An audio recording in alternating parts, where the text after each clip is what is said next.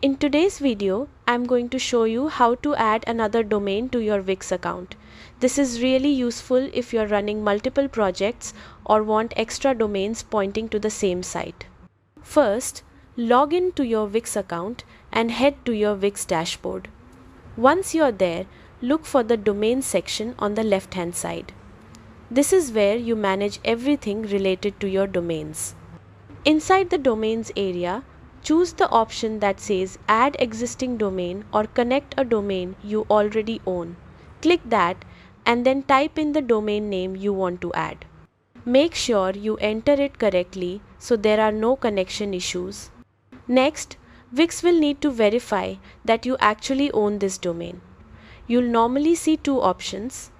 You can change your domain's name servers to Wix, which means all traffic for that domain will run through Wix. Or you can connect the domain using DNS records, which lets you keep your current name servers but point the domain to Wix by updating records like the A record. Wix will show you exactly what to copy and paste, so just follow the instructions in your domain registrar account. Once the settings update, your new domain will be connected to Wix and you're done. Thanks for watching, and I hope this helped you confidently add another domain to your Wix account.